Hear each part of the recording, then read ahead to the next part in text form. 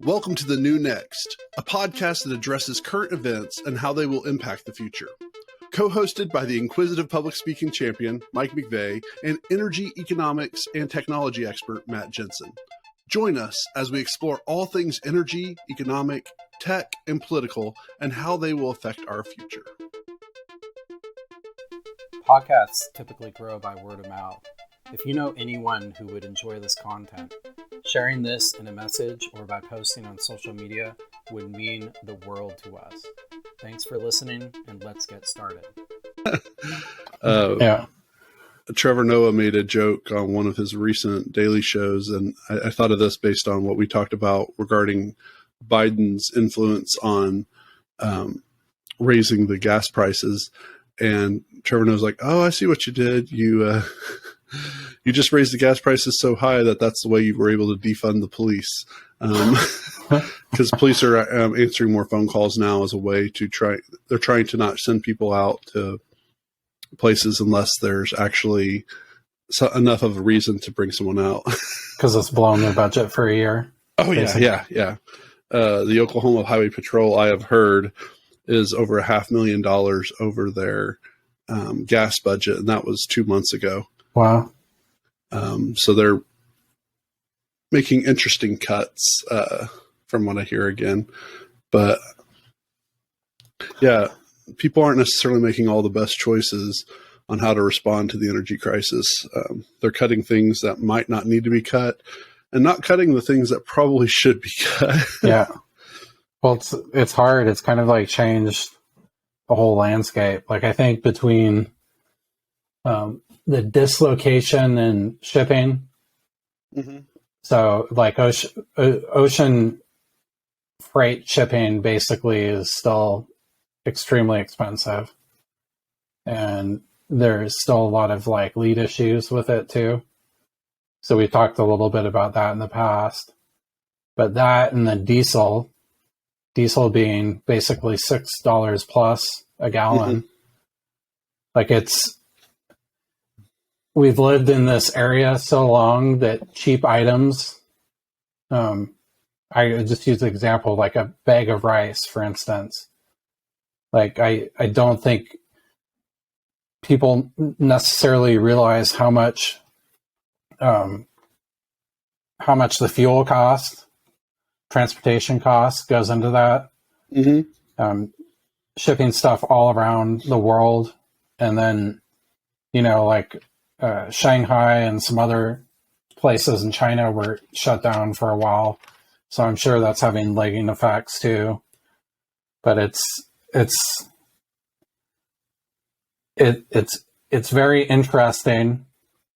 Like, I think like a lot of people could have been like, "Well, I told you this was going to happen, right?" So it's just, yeah, it's interesting. And I think like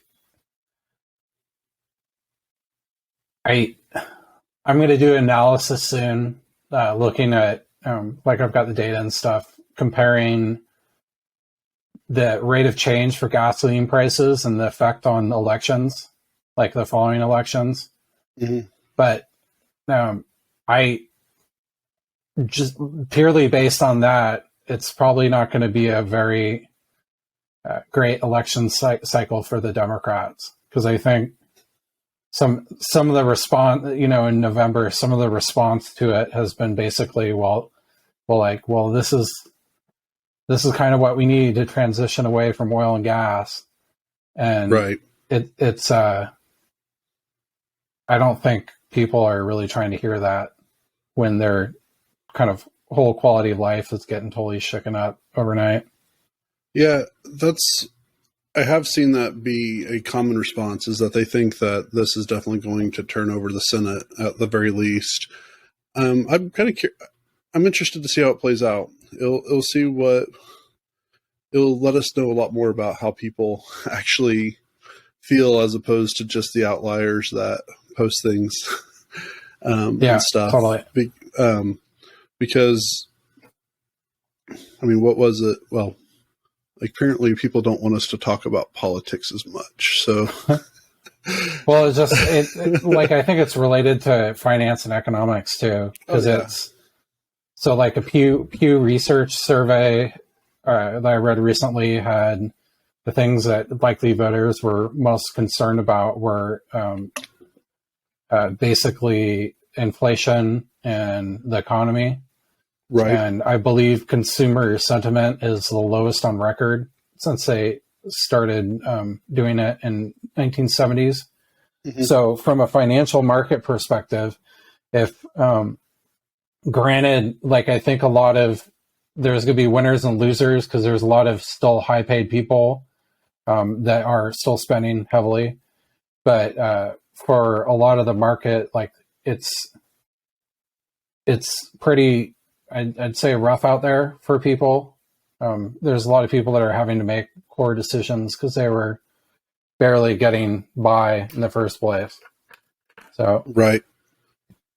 Well, this is something that hopefully doesn't feel too random or motivational, but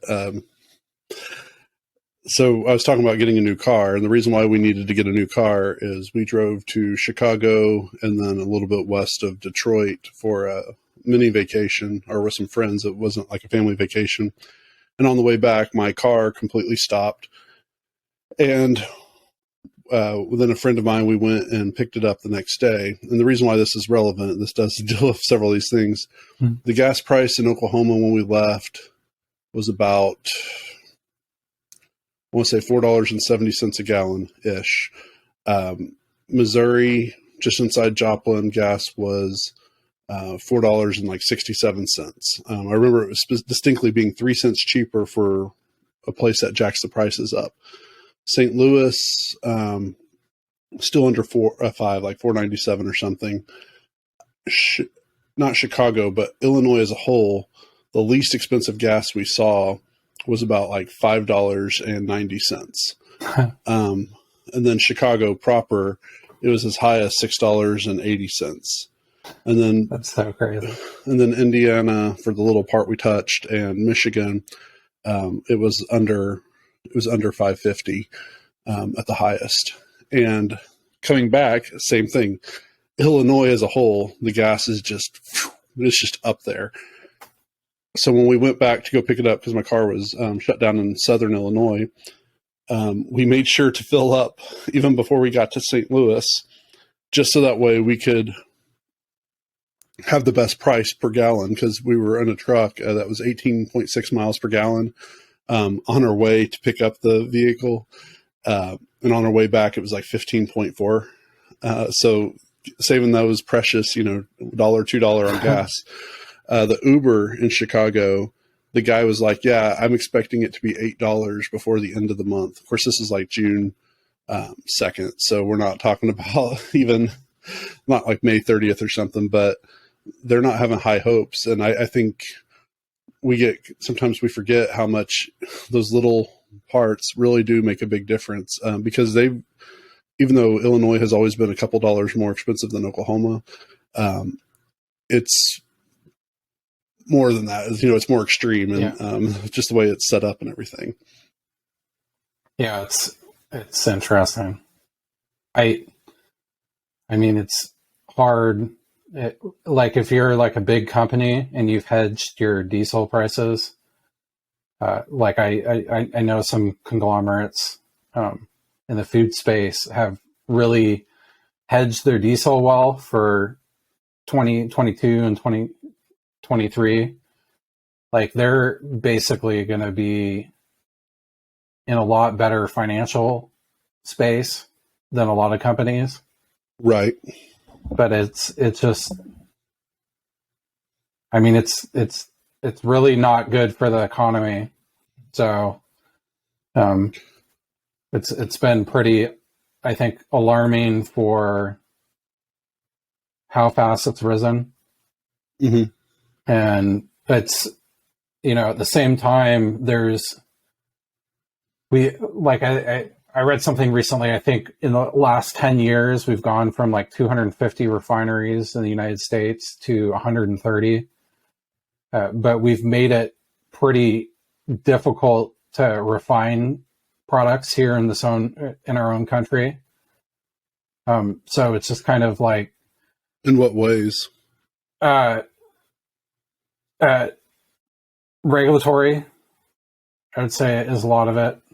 And then it's made it very difficult for small to medium-sized refineries that refine under 200,000 or 300,000 gallons a day, basically to compete. So we used to have a lot more refining capacity in the U.S. I think some of them have been converted to biodiesel too, for subsidies or something like that. But it's just right. there's not really a good solution, and we could do it here, but it seems like a lot of people in our government would rather go to places like Saudi, for instance, and beg them to somehow put the levers on that's going to reduce prices. So it's just not really a viable solution. There's some other stuff going to the market too.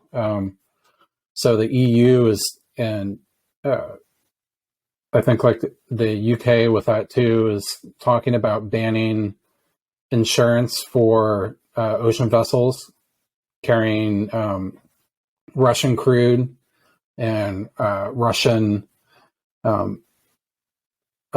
refined like gasoline products and stuff.